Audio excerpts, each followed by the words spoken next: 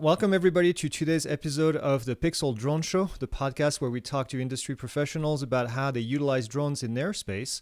Our hosts are Kara Murphy and Haye Kesteloo and myself, Greg Reverdiau. If you're new to the show, make sure that you subscribe so you can get all the notifications every week. Every Tuesday is when we go live.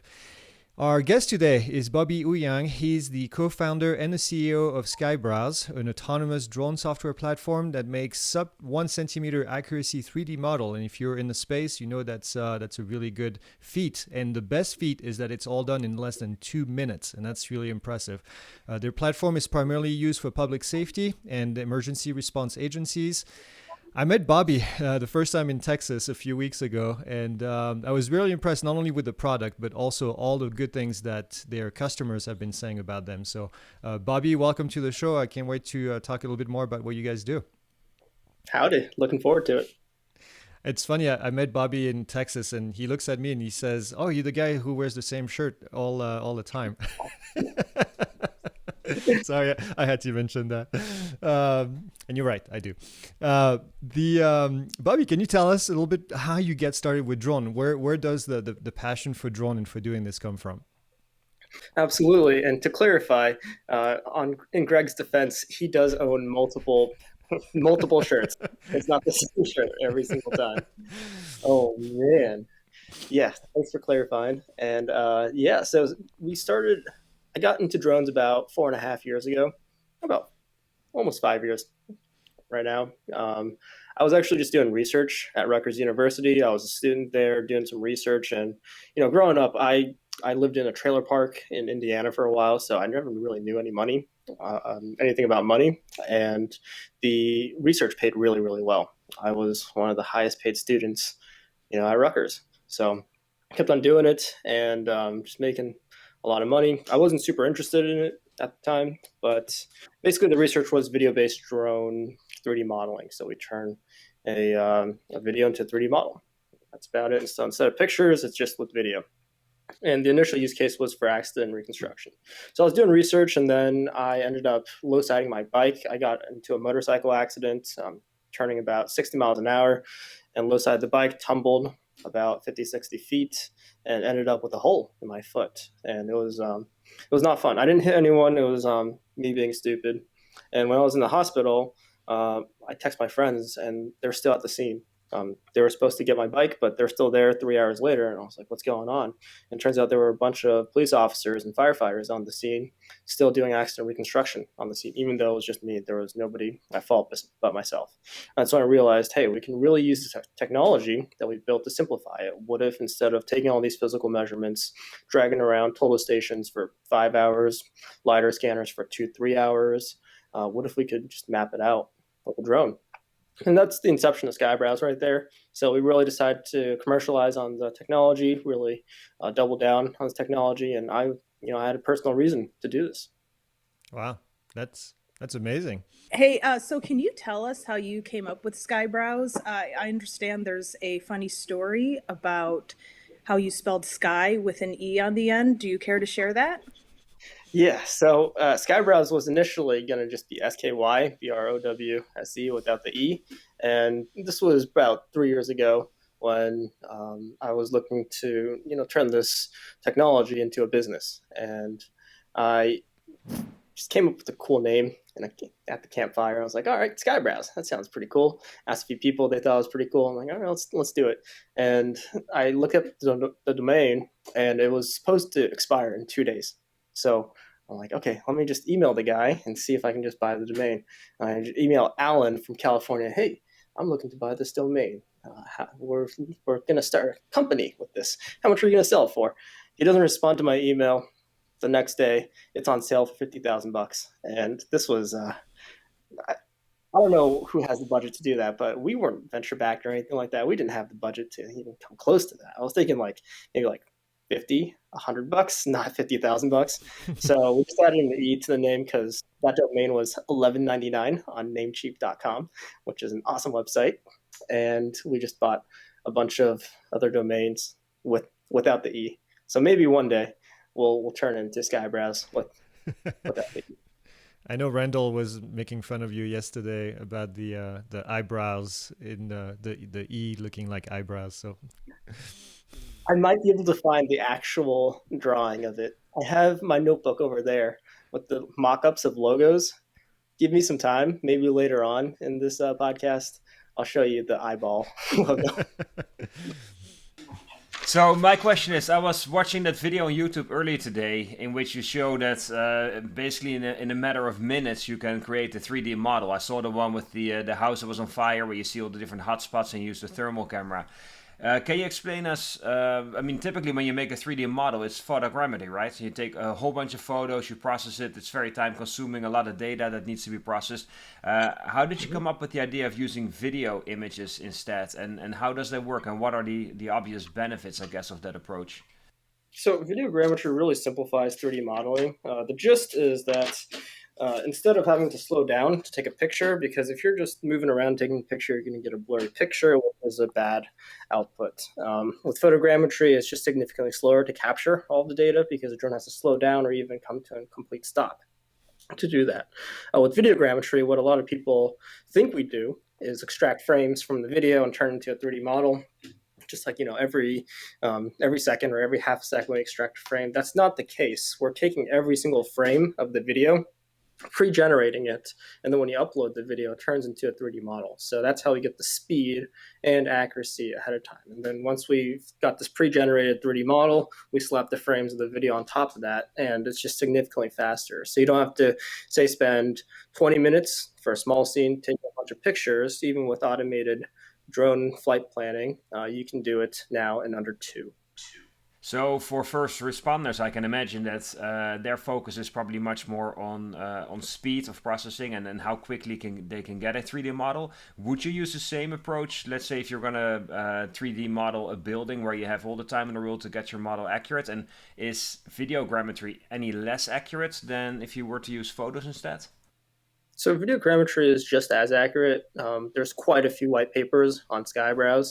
I think about 80 pages or so. Some of it's even on our website. We didn't write these white papers, but it does show accuracy where we're compared against industry standards like 8mm accurate laser scanners like Leica's and PIXL, and just mapping the same exact scene and showing that Skyebrowse is very, very accurate. So in terms of accuracy, it's very accurate. In terms of quality, I can't say we make the best 3D models. There's definitely other companies out there that make really, really good looking 3D models, but these are 3D models used for court, right? Quite a few of our models have gone through court, but our competitor in court is hand drawings. I mean, police officers are just drawing it and showing it in court, and it doesn't have that CSI effect, So our platform is designed to really wow you. It's got loading animations and everything, showing the 3D models, and you really have reality capture that the jury can visualize, and then it just makes your life easier in court. Yeah, it's impressive. Definitely. So how do you create 3D models with the software? What type of training is necessary? Can you walk us through that? Yeah, so the basic training is inside the app. It's 3 steps. Step 1, fly your drone above the scene.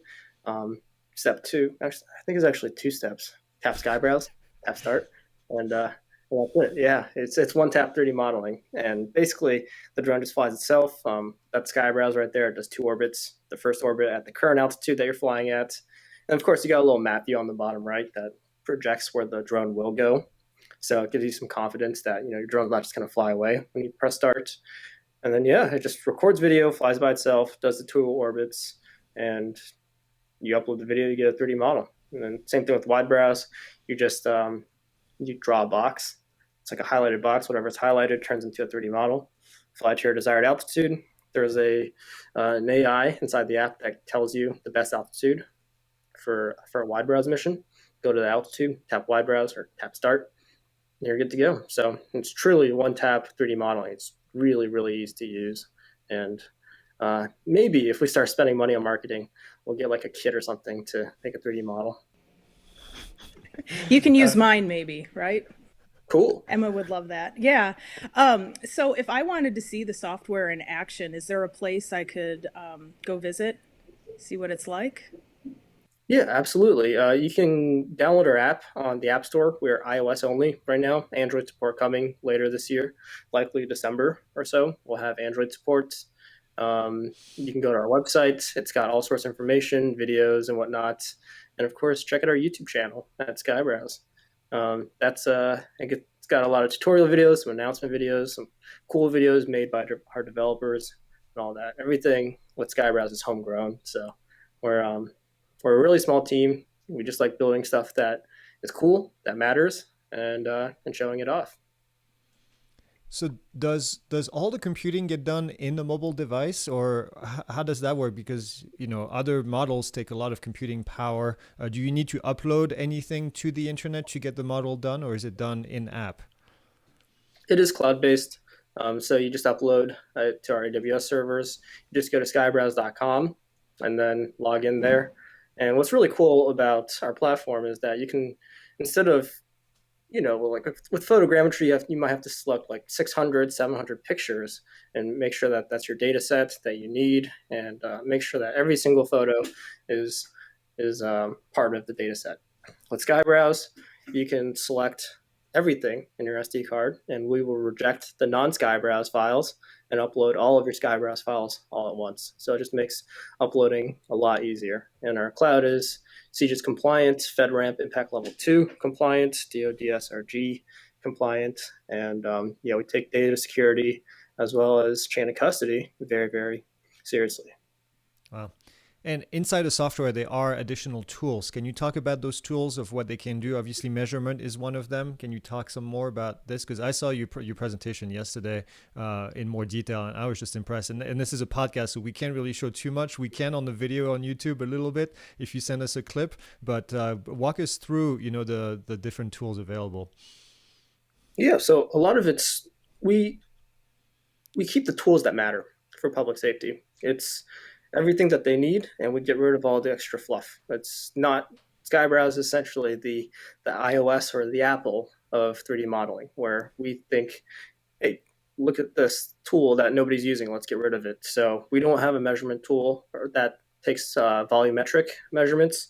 It's all very basic in terms of our tools. You've got distance, height, you get slope maps, so it takes like the top elevation profiles, the highest pixels in the line, and turns into a slope. So you can use that for hazmat runoff. LA Port Police uses that currently to map runoff for the entire port of LA for pre-planning and whatnot. You've got a heat map elevation tool that turns into a nice heat map, and also gives you elevation for easy visualization. That's about it. Really basic tools that you need for accident reconstruction, occasionally search and rescue, structure fires, critical infrastructure pre-planning. Just none of the tools that may look flashy but actually doesn't get any use. So currently with Skyebrowse, like what is the most common use case? Where do you see it used most often? Currently, probably accident reconstruction. Before the Autel partnership, we were doing about 5 to 10 accidents a day. We're at about 50, 60 a day now. So there's been a lot more use with Skyebrowse. It's just it's a very easy value proposition. For every single car crash, every single minute that passes, it's about an increase of 3% that another car crash, a secondary accident occurs. So within about the 37-minute mark, there's a very, very high likelihood of another accident occurring. Well, if you're lugging around a toll station, ferro, laser scanner, or even measuring tape or PIXL 4D, which may take a long time to set up and everything, well, you're just spending a lot of time shutting down traffic, which costs a lot of money for the city in terms of productivity. You're spending, it's hot outside. Officers don't want to be outside for 5 hours just scorching in the heat, and this just simplifies a lot from there. You can document the entire scene in under 5 minutes, make a few 3D models, clear it, good to go. So you said that you went from like 5 accident reconstructions a day to about 50. Is that only because of the partnership with Autel? Or if not, what else do you guys do in terms of marketing and promotion? man, we don't do much. Like we kind of just exist. Our team's tiny. We got 4 people on the team. It's not a big team or anything like that. We've been together for quite a few years now, but we don't spend any money on marketing or ads.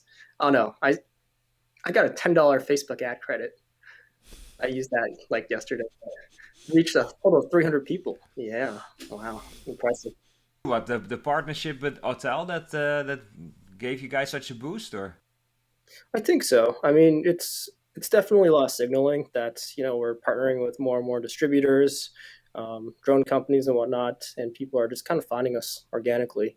We kind of just exist, and people realize about us, which is really really nice. You guys are like Yeah, Tesla. for sure. No advertising. Yeah. They do Maybe the advertise. PIXL Drone Show will help a little bit, right? Yeah, absolutely.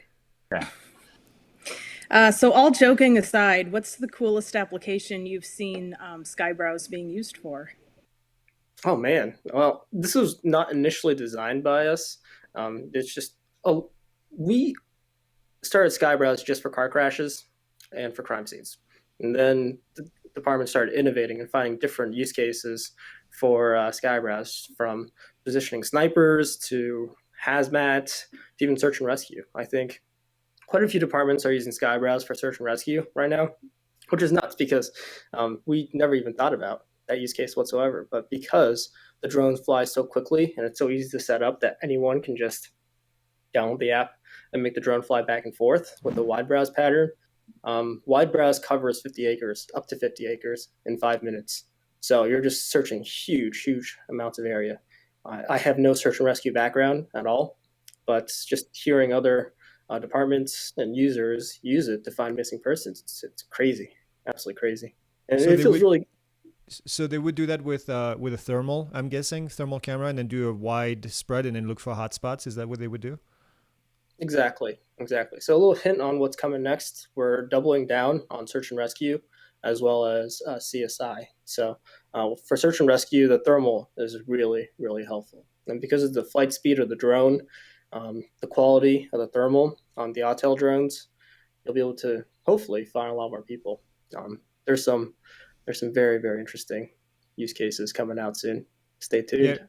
yeah. We'll talk about the hotel partnership in a minute. That's in our list of questions.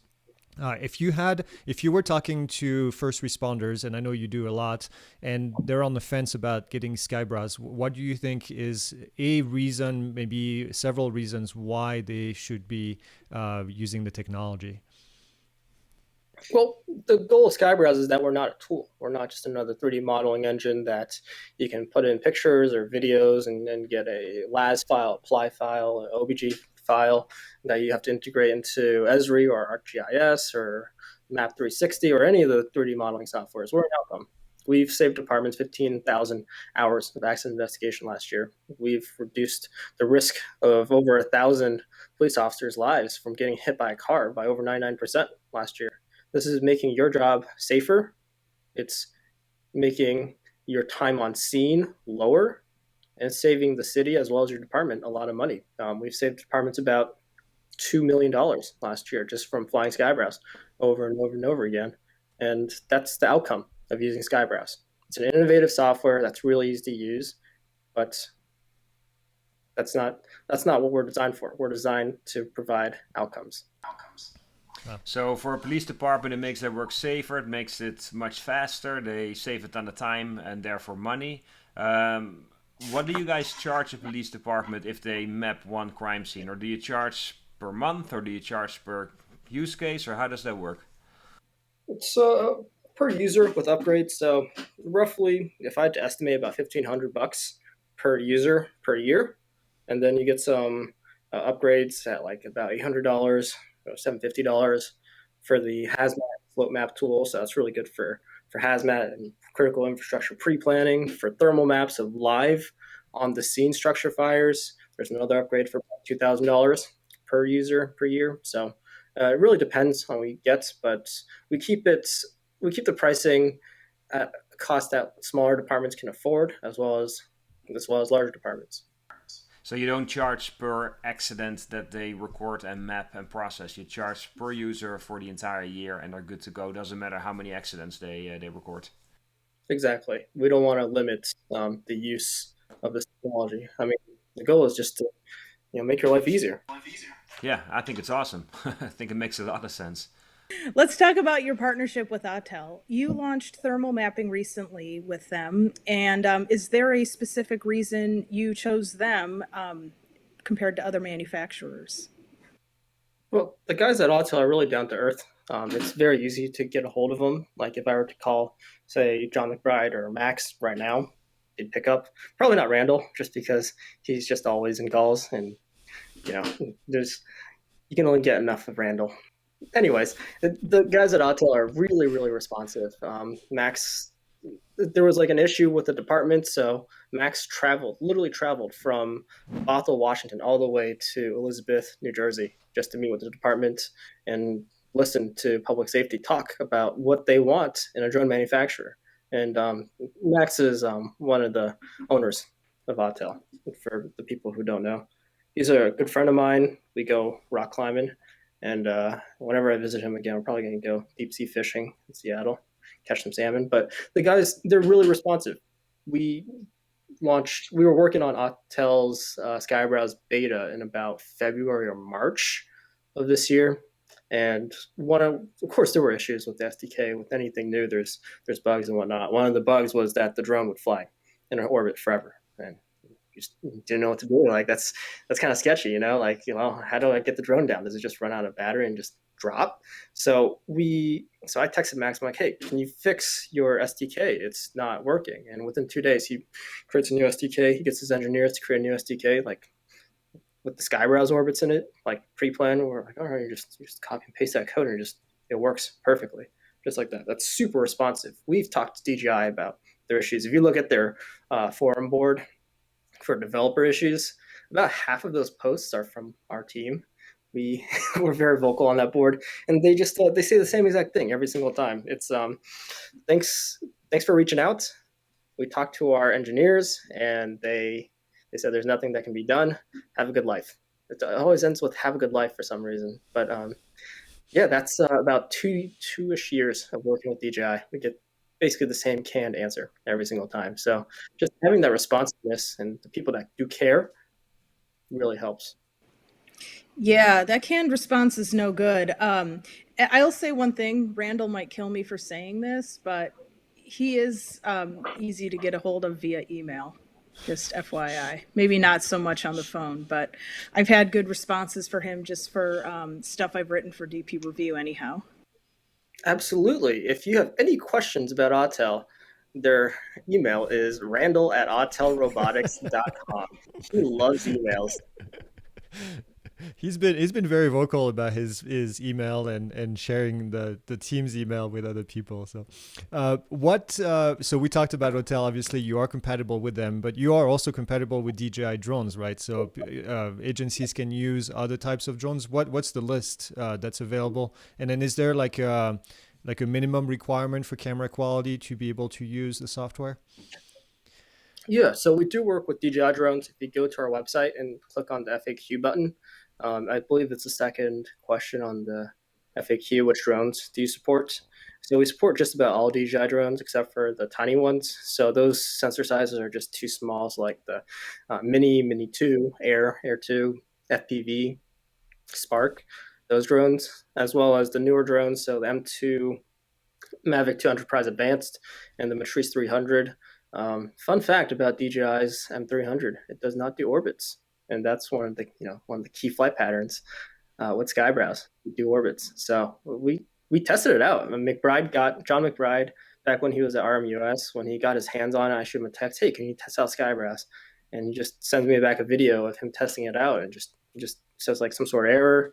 We check it into the SDK and it's like, oh yeah, well, it doesn't do orbits. So interesting. Nature of the beast. Yeah. And I heard you talk yesterday about the smart controller with Autel. So what's the status on using, because you don't have an Android platform just yet, will this be compatible with the smart controllers when you have the platform? Yeah, absolutely. So it'll integrate seamlessly into the smart controller. Likely, it'll be just integrated into the Autel Explorer app and whatnot. And it's not that we hate Android. Actually, if you want to see, um, from my background is in tech, I did code up an Android app about 3 years ago. This is what it looked like. What? Right here. Just horrible user experience. Looked ugly, and yeah, you had to like basically tap a waypoint, and then the drone would have to go there and whatnot. It was just a horrible experience with. Look at this. Oh, this is just a mess right here. And we launched it for a while. We had it up for like 2-3 months, and it worked occasionally. It was kind of bad, but it's just there's like 7,000 different Android devices out there, and how are we supposed to test it all out when there's like 10 iPhones and like a few iPads to test out? We can just easily get our testers to test it out, but we'll get it up and running for Android users. Will there be a list of Android? Because I know we have an app as well for Android, and we have issues with it because and ours is a very simple app. So are you going to be limiting it to a certain number of devices? It's just going to be a lot of testing. I mean, in terms of the coding aspects, I coded up Android, so I know the general architecture of it. Shemek, our lead iOS developer and our only iOS developer, rules with an iron fist. So he'll make sure that it gets done within the timeline, and I'll just be there to, give pointers and be helpful in whichever way possible. But ideally, we support all Android devices. Starting off with Smart Controller, that's probably the most important one. We want it integrated natively either into the Autel Explorer app or maybe just it's already downloaded when you buy the Smart Controller. Before I get to my actual question that we had on the list here, I want to ask you about the Skyebrowse app. Basically, determines how the drone flies. Does the app take into consideration sensor size and camera, so that it would change the elevation of the drone to get the best possible mapping situation? And also, does it use the obstacle avoidance if a drone is equipped with with those sensors? Oh boy, obstacle avoidance. That's a fun time. So the Skyebrowse app doesn't for Skyebrowse flight paths, the orbits, it doesn't give you a recommended altitude. We just recommend about 40 feet for the best details, but if your scene is bigger, then you fly a little higher. Um, in terms of, and also the flight path, in terms of the flight itself, the cameras are automatically calibrated, so everything's already calibrated for you. You don't have to change any settings.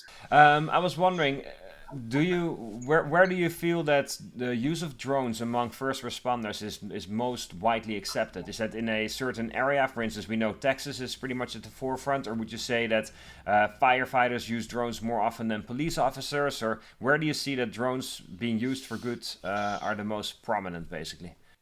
Definitely public safety. Just because there's not too many volunteer police departments, whereas there's a lot of volunteer fire departments out there. Um, there is a clear ROI in that. Hey, you get tactical overwatch during when you're serving a warrant. That's going to save a lot of officer lives. Hey, we can clear the scene in 5 minutes instead of 5 hours. That's a no-brainer. Let's get Skyebrowse with a new drone program up and going, and that's where we see it the most. For firefighters, it still gives you tactical awareness when you're at a structure fire, say like a large scale warehouse fire. You have firefighters on the roof. Well, a thermal drone can tell you where the residual heat, the hot spots are. So your firefighters that can't see, how hot the roof is, can be aware of that, so they don't fall into a burning building. It saves a lot of lives.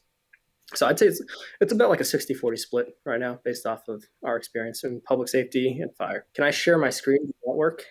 There you go. Cool. Yeah, it's on. And we can That's cut. my trusty Mavic 2 Pro. I've crashed just about all my drones.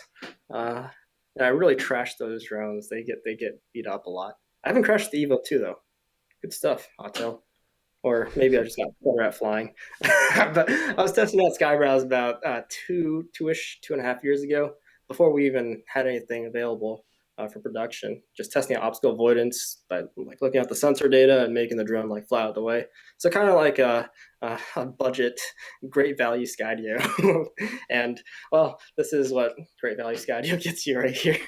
It doesn't work great with thin structures. So I tried to fetch it out, but I have kind of short arms, so I couldn't really reach the drone right there with the net right here. So I was like, wait, I got other drones. Let me just attach the net to another drone and see if I can, I can just like grab it out like that. And of course, it worked poorly with both drones stuck in the tree right there. So yeah, don't trust obstacle avoidance.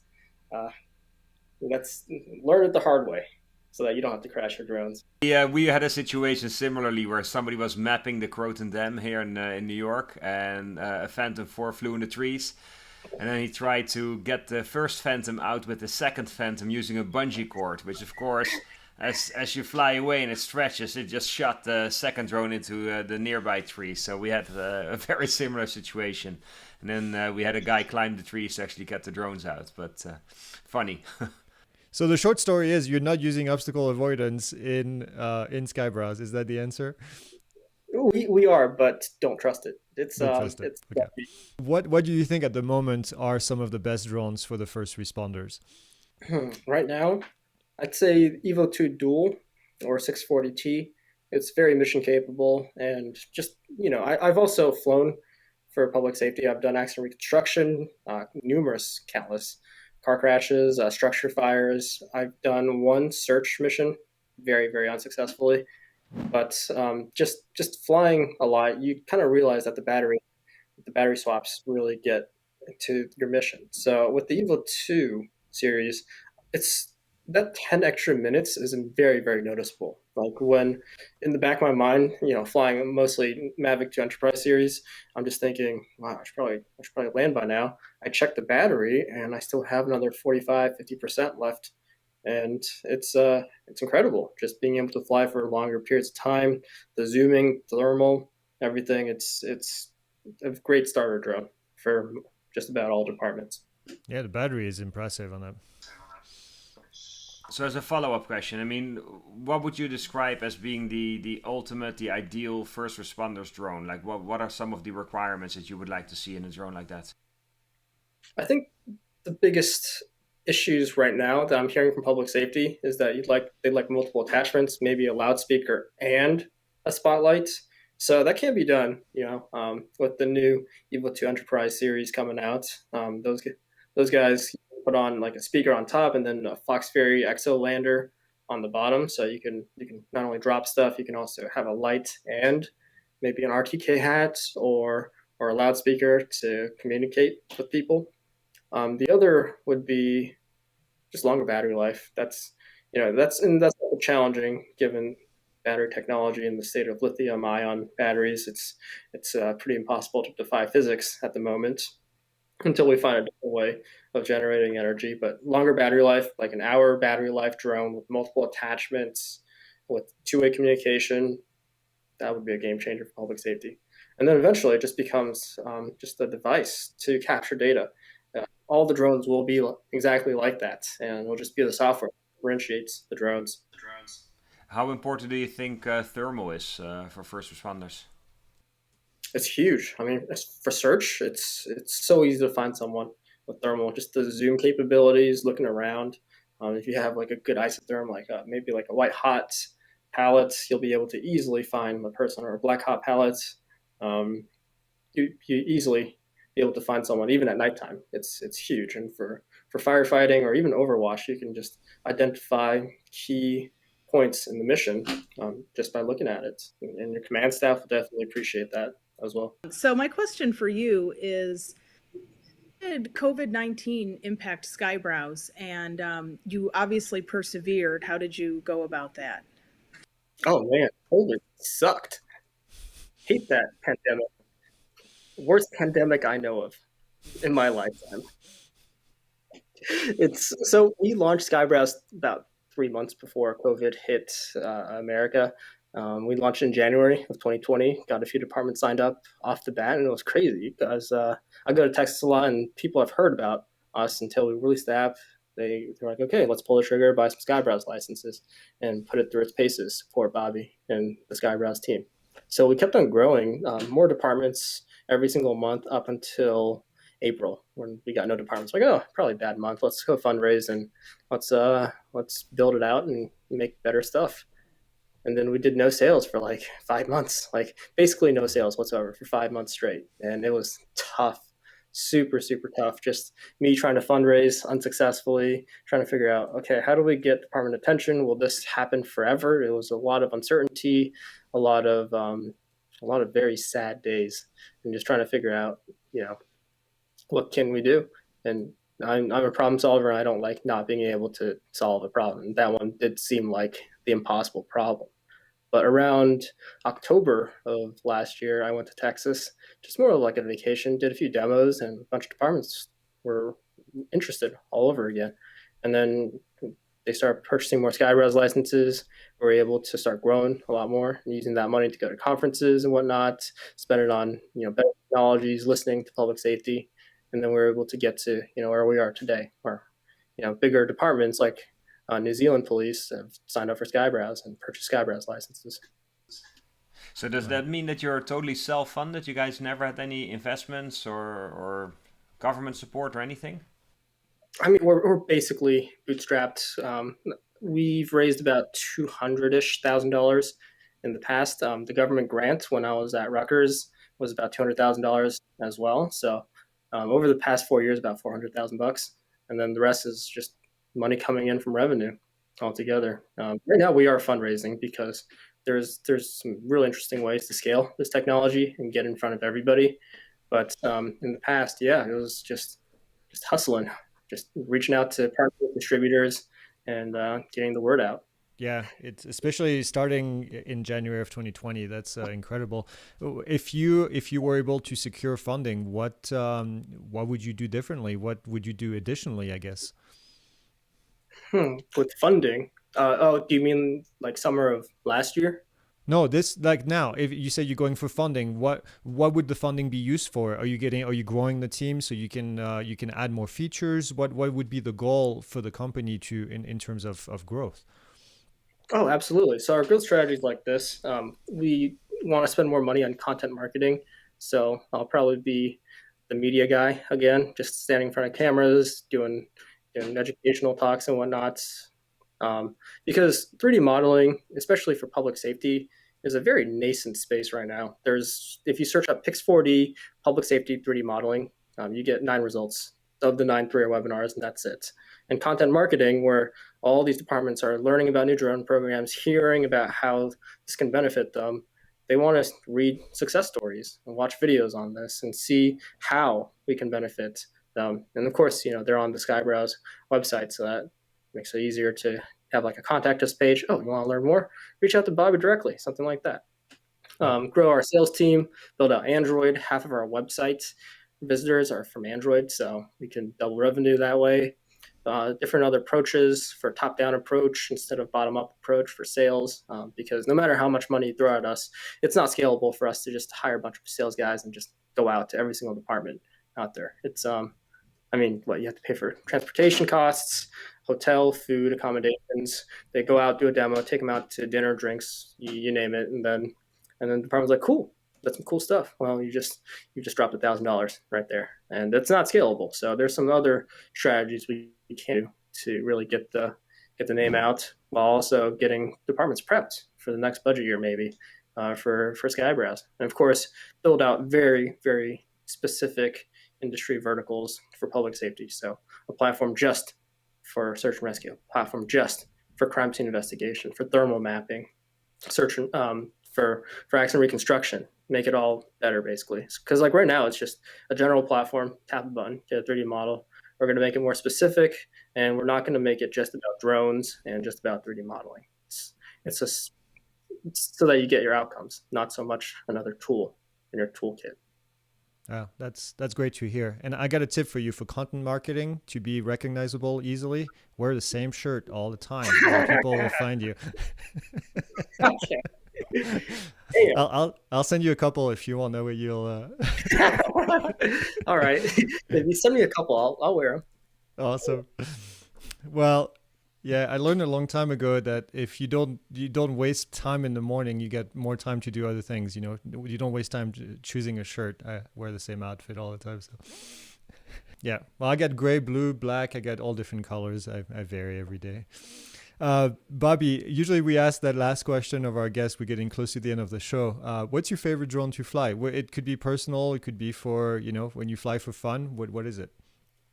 Damn, I flew FDNY's John Wakey's DJI FPV. That was a lot of fun to fly. I've never done FPV before, and it's just a whole new experience. Like I've had the DJI like FPV goggles with a Phantom 4 in the past, and it was pretty crazy that like I was flying underneath like this the street light, and I instinctively like got my knees up just because I thought I was gonna smack my feet with that. But the DJI FPV is super fun to fly. That's a really cool drone. Yep, it No, is. Dragonfish. Not to brag or anything. That Dragonfish was also pretty fun to fly. Yeah, that dragonfish is pretty impressive. Well, we appreciate your time. Is there anything that we've missed that we didn't cover that you think is important for people to know about Skyebrowse? Well, we're a super small team, so I have my hands in a lot of pockets. I think that's the phrase. Anyways, you can reach out to me by email anytime. The contact page as well. I look at every single message through our contact page. You can email me at bobby@skyebrowse.com. Happy to chat all the time. And just really like what we're doing, and we'd like to see our vision succeed even further. Yeah, and we do too. We're very impressed with the product, and we wish you the best, and hope that we can see you grow. Are you going to be in Vegas for the show in September? Depends if I fundraise. Initially, I was going to go to every single show this year. Right now, because my day is just nonstop meetings with investors, and when I'm not meeting investors, I'm emailing investors. When I'm not emailing investors, I'm meeting up with startup friends or other investors to give me intros to other investors. It's a whirlwind of VC right now. So if we do close our fundraise before Commercial UAV Expo, I will be there, and I will be buying everybody drinks.